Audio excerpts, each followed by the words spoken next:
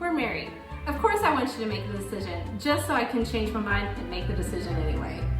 I'm married. Of course I bleached my laundry the one time I tried to do it. We're married. Of course I don't let you do your own laundry or anyone else's.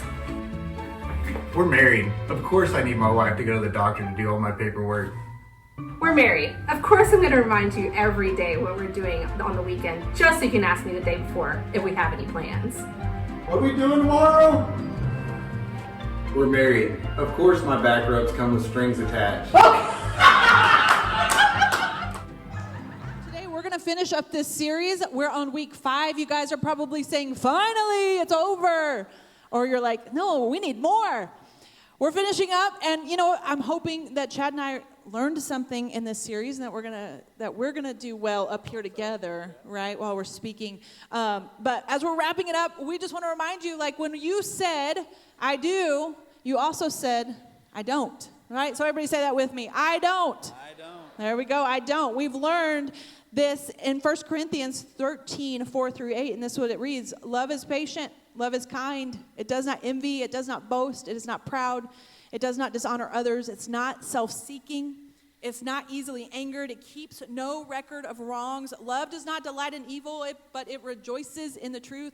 It always protects, always trusts, always hopes, and always perseveres. Love never fails. So we've learned that when we said, I do, we also said, I don't speak disrespectfully. I don't live selfishly. I don't hold things tightly. I don't get mad easily. And today, I don't give up quickly. How many know that oftentimes we are good at starting stuff, but not very good at finishing it? Come on, how many know what I'm talking about, right? In fact, let's just have a little confession time here today. Raise your hand. How many of you at the beginning of this year set some sort of goal? Maybe fitness, finance, maybe faith, maybe family. How many of you set some sort of goals at the beginning of this year? All right, put your hands up. All right, put them down. How many of you guys, we are in March now. How many of you have already quit on some of those goals? Come on. All over the room, right? Because we're not good sometimes at finishing things. We start things, but then we don't see them through. In fact, sometimes it's like that around the house. Come on, how many guys, maybe even ladies around the house, how many of you have some projects that you have started but didn't finish them? Come on, raise your hand all over the room. In fact, I came up with this. I saw it online, this coffee cup, and it kind of describes this very well. Put up on the screen. It says, I always finish my project. Right? How many know we're that way in life so often, right? And sometimes that can carry over into marriage as well, that sometimes we can go into marriage going, man, I'm all in on this marriage, and we're going to love each other forever, and we're going to be together forever. And those same people that said, I'm going to love you forever, are the same people that end up with divorce papers. And the truth is, when we got married, it wasn't some project that you start and don't finish. It wasn't some New Year's resolution that you start in January and by March you're done with. It was a lifelong commitment. It was more than even a commitment. It was what the Bible calls a covenant. Now, everybody say covenants. It was a covenant. In fact, Jesus talked about this in Matthew chapter 19 and verse 3. Look what he says. He says, some Pharisees came to him to test him. And they asked, is it lawful for a man to divorce his wife for any and every reason?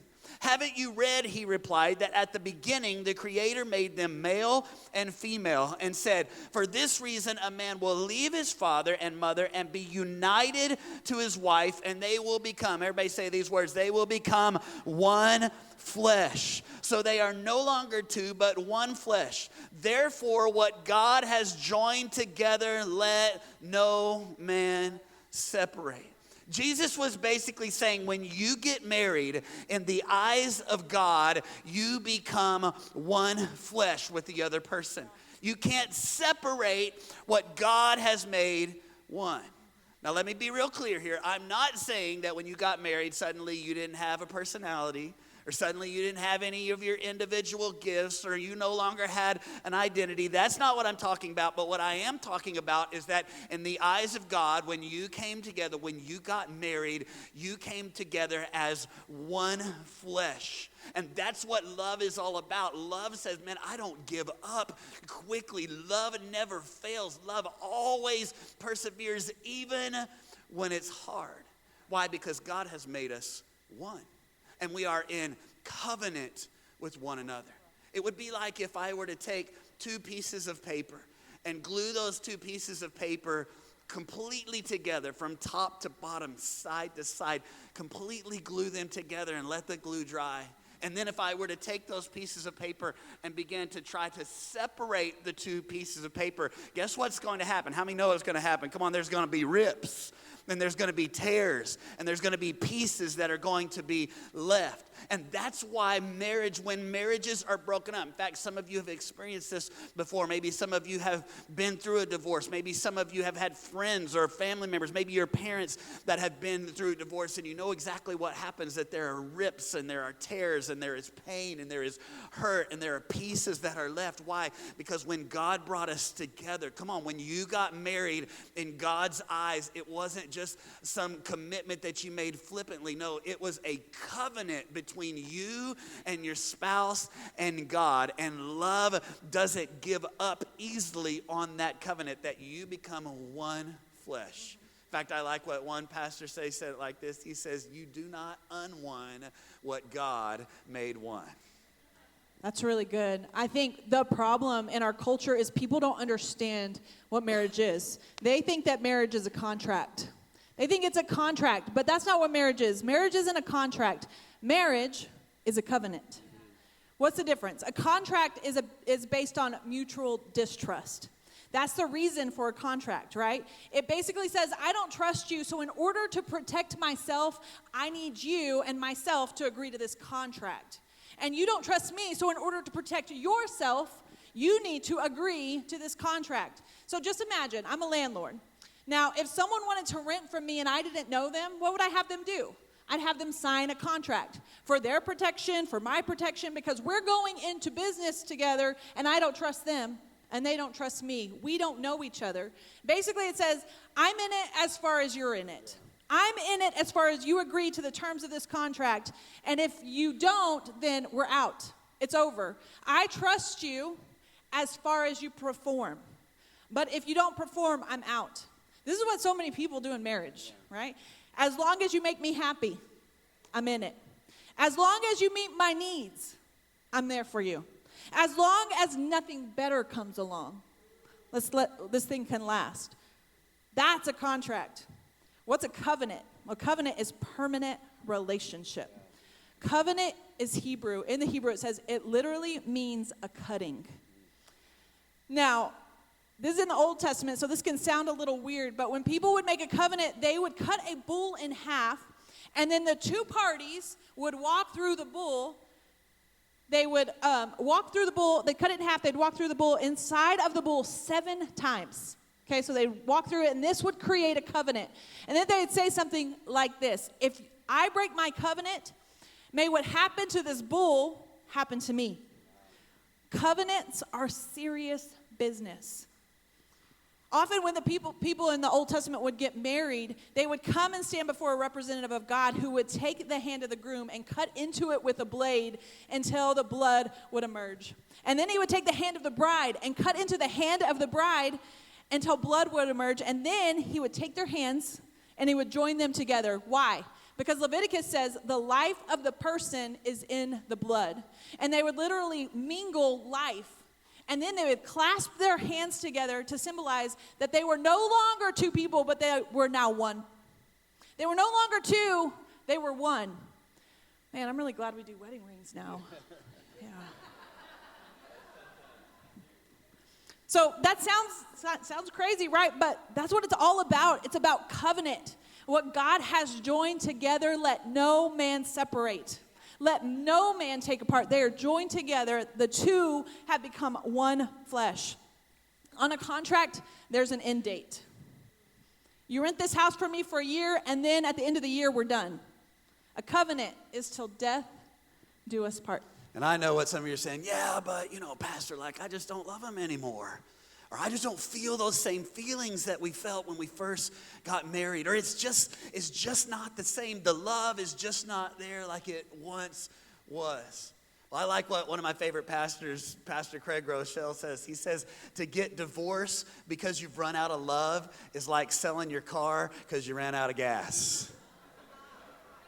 Come on, how many know that when your car runs out of gas, you don't sell the car? What do? You take it to the gas station. Come on, right? You fill it back up. And so many times in marriage, we go into marriage feeling all of these feelings of love, but then life happens. Come on, how many of you know what I'm saying?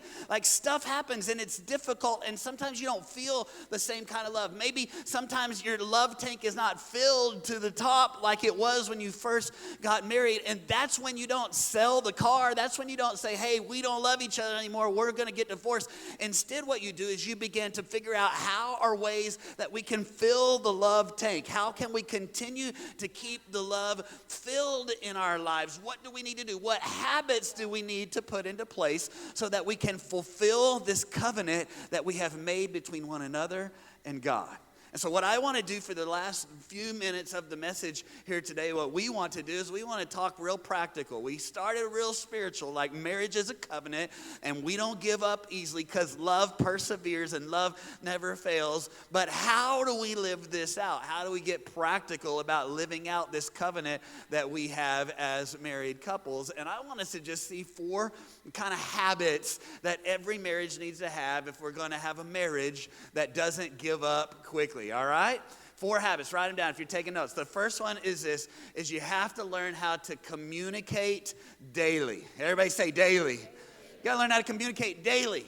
Like if you want your marriage to last, I'm telling you, this is a habit that is not just a once in a while thing. This is a daily thing that we have to learn in our marriage, how to have daily communication. In fact, I heard about one couple that every night before they would go to bed, he had a chair that he would set right next to the bed.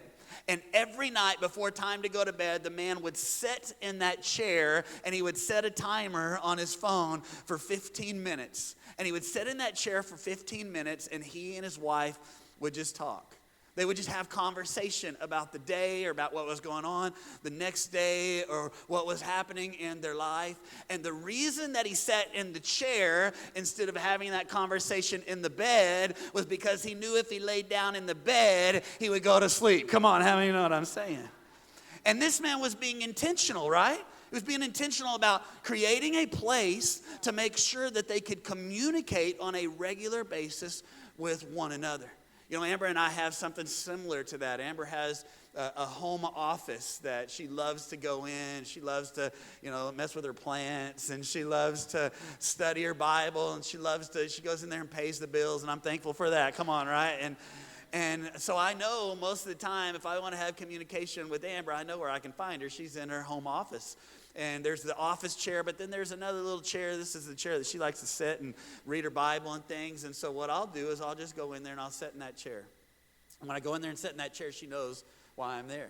She knows this is going to be time to just have communication. Now, I don't set a timer on the phone, but we'll just sit in there and we'll talk about the things that are going on in our life or the things that are going on in our day, and that has become an intentional and regular thing. In fact, it's become so much of a thing that she's began to do that with me as well. In fact, the way our routine kind of works is that I leave the office a little bit early because I go to pick up our son from school, and I'll pick him up from school, and then I'll take him home, and then I get him settled in at home, and I do my workout at the house, and then I sit down in the chair in our bedroom, and I finish whatever work that I didn't get finished at the day at the office since I left a little bit early. She comes home a little bit later, and when she comes home, she knows I'm in there in my shorts and my workout clothes, but I'm sitting at my computer doing my thing. And almost every single day she'll come in and sit on the side of the bed, and for 15-20 minutes we'll just talk.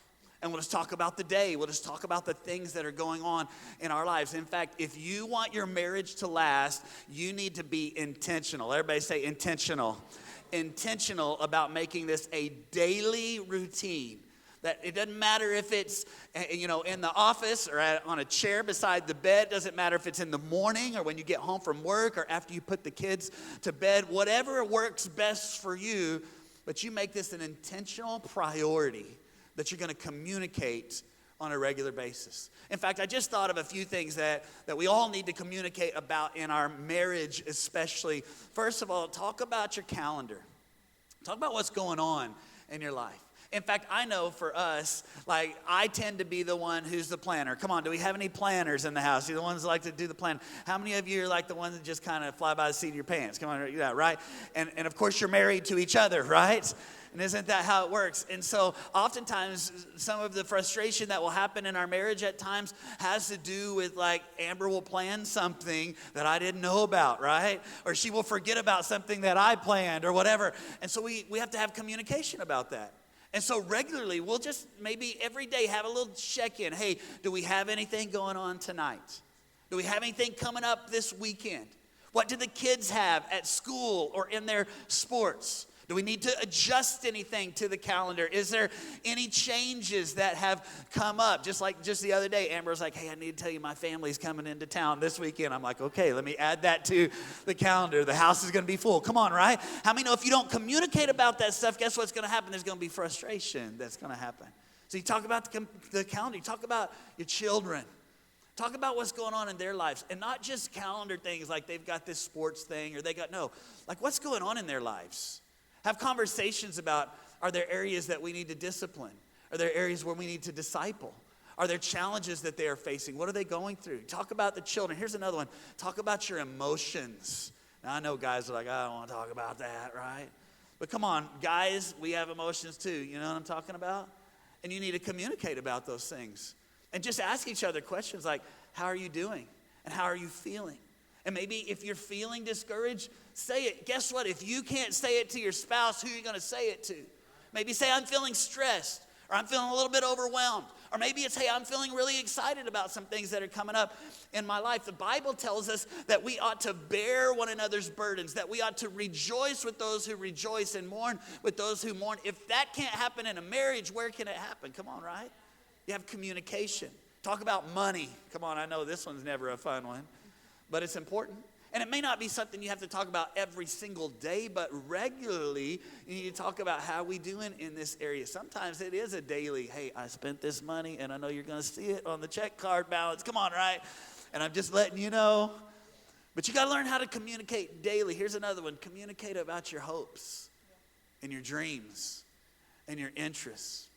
How many know that if your marriage is only talking about practical, functional kind of things in life and you never talk about hopes and dreams and interests and hobbies and goals and things, come on, how many know your marriage is going to get stale real fast? But if you sit down regularly and you talk about this is what's going on in my life and this is what I'm hoping for, this is what I'm believing for, this is what God is doing in my life, God begins to bring your marriage together because you made it a regular habit to communicate daily. So everybody say it, communicate daily. And number 2, attend church weekly. The average church attender, we just learned this stat, the newest stat of the average church attender attends church 1.7 times a month. Now, I don't know where they got the 0.7 from. I never know where they get the 0.7 from. Like, did someone pull into the parking lot and then be like, nah, we're out of here, you know?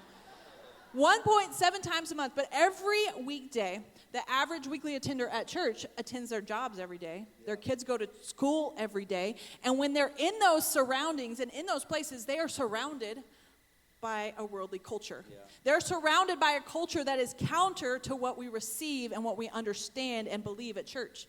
Y'all, we live in a culture that is telling us to do whatever makes us happy, telling us to do whatever feels good. And that's what we're in every single day. Go ahead, look at the stuff on your phone a little longer. It makes you feel good. Go ahead, ignore your spouse and the kids. It's okay. You need to decompress after a long, hard, tough day at work. The culture of this world is influenced by the enemy of our souls. He wants your phone. He wants you to ignore your family. He wants to bring division. He wants you and your spouse and your friendships. He wants everybody going in 2 different ways. I don't want to be the weekly average attender. I don't want the culture of the world to have more influence over my life than what God does. That's right. Now, I know what you're thinking. Yeah, but you're the pastors. Y'all started the church. You have to be here every single week. It's your job. It's also our life. That's right. It is our job, and we love it, but it's also our life. When we started LifeGate, we went to church on Saturdays and Sundays because LifeGate started on Saturdays. And then we went to Chad's parents' church on Sunday. People ask me a lot. They're like, how did your girls turn out so great? I get that question a lot. I love them. I think they're amazing. They're not that great. I'm just kidding. They I'm are. kidding. They are. They are. They're amazing. I love them so much. But I get the question a lot. How did you raise your kids like that? How did you do it? Man, they were in church with us. They were in church every time the doors were open. And then what they learned at church and what we learned at church and what we learned through the scripture, we applied it to our life and we lived it out. My kids, even as they got older, they never once complained about being at every single service every single Sunday. Now, don't get me wrong. We went on vacation. We went away. We got away. We weren't here 52 weeks out of the year, but we attended church regularly as a family. And this is a habit that won't just affect your marriage, it will affect your life. That's right. It will affect your kids' life. It's a weekly reset. It resets our mind and our heart to go back to the things that matter most. Hebrews 10:24 and 25 says, "And let us consider how we may spur one another on towards love and good deeds, not giving up meeting together as some are in the habit of doing, but encouraging one another, and all the more as you see the day approaching." We spur one another on. We're here. We're doing good things. Now, going to church once in a while will do very little for your marriage. It's not about that ever so often. It's not about the experience, oh, we're really struggling, let's go to church this month. Being in the house of God and around other Christians needs to be on a regular basis if you want it to really make a difference. Right. I know these sermons, they're awesome. I'm just kidding, they're not great. But his are great. His are great. Sorry. But one sermon, it won't change your life. Being in the house of God 1 week out of the month, it's not going to change your life. But the habit, the consistency of coming every week after week, it will, because you're in the presence of Jesus. Now, here's a challenge for you. Be in church 46 Sundays a year. And at the end of the year, see if your life and if your marriage isn't different. Yeah. Do it together. Do it together and see if it doesn't do something in your family, in your relationships. I like what Pastor Chris Hodges says. He says, give the church a year. Do everything that the church has to offer for an entire year. Come on Sundays, do next steps, do life groups, do membership, do men's study, women's study, do worship nights, do classes, do life teams, do it all. And then see if it doesn't bring about some positive and impactful change in your life and in your marriage. One more thing to do to attend church weekly, decide on Saturday that you're coming to church on Sunday. Good. Set out your clothes. Tell your kids, hey, we have church tomorrow. We're going to go to bed a little bit earlier so that we can be in church. Make the decision on Saturday. Make that pre-decision so that you're not deciding Sunday morning at 9 o'clock, oh, are we going to the 1040 service? No, we're going. We made the decision on Saturday. Come on, that's so good. We're going to communicate daily. We're going to attend church weekly. Number 3, we're going to date each other at least monthly. Now, I may be setting the bar a little bit low here by going with the monthly thing, but at least every month, we should be getting together to court one another, to date one another. In fact, go back to what the scripture says in Genesis chapter 2 and verse 24. It says, for this reason, a man will leave his father and mother and be united. Everybody say united. Be united to his wife. You know that word united in the Hebrew right there? It actually means to cling or to adhere. Another interesting definition in the Hebrew is to catch by pursuit. To pursue hard with affection and devotion. The Bible says when we come together and we are married, we are united, that we pursue one another with affection and with devotion. Now, here's what I know what happens most of the time in marriage. When you first start dating someone, what do, man? You chase them. You go after them, you pursue them, you date them, you court them, you buy them flowers, you call them, you text them, you take them out on nice dates, you buy them nice gifts, you do all the things to try to catch them. But then when you get married, so often you go, now I caught them. And instead of chasing and pursuing your wife or your husband, what do? You begin to chase and pursue your career, your hopes, your dreams, your other affections. But can I tell you, when you got married, the chase wasn't over, the pursuit just began. In fact, it reminds me of this story in the Old Testament of this guy named Jacob, and he wanted to marry this girl named Rachel. Some of you may remember the story. And so he went to Rachel's dad, Laban, and he said, I want to marry your daughter. And he says, okay, you can marry my daughter, you got to work 7 years for my daughter. So he works the 7 years, and at the end of the 7 years, Laban tricks him and gives him his other daughter, not Rachel, but Leah. Now, here's the thing you got to know about Rachel and Leah. The Bible says that Rachel was beautiful and well-formed, and that Leah had weak eyes. Basically, this is what it means. It means that Rachel had a good body and a pretty face, and Leah needed glasses. That's basically what it meant. And so he worked 7 years for Rachel, and at the end of the 7 years, the dad gives him Leah. And he's frustrated, and he's upset, and he's like, this is not what I asked for. I asked for Rachel, and Laban said, well, I give away my oldest daughter first, so you're going to have to work 7 more years. Now, most of us, when we hear that story, we think, well, he worked 7 more years, and then he got Rachel, but that's not actually what happened. That dad actually gave him Rachel, but after being married, he worked 7 more years after they got married. And I think there's a powerful principle there, that it wasn't that he was like, I'll work for 7 years and then we'll get married and then I'm done working. No, even after we got married, I'm continuing to work. I'm continuing to pursue. I'm continuing to chase. And I'm telling you, in your marriage, if you want to have the kind of marriage that lasts, the covenant that lasts, you've got to continue to pursue each other on a regular basis. You got to date one another. In fact, let me just give you real quick. I know we're running out of time. Let me give you real quick 2 elements of a great date. You ready? In your marriage, or maybe even when you're not married, here's 2 elements. Number 1, face-to-face. You have some times when you're face-to-face with one another, when you're sitting down and you're talking.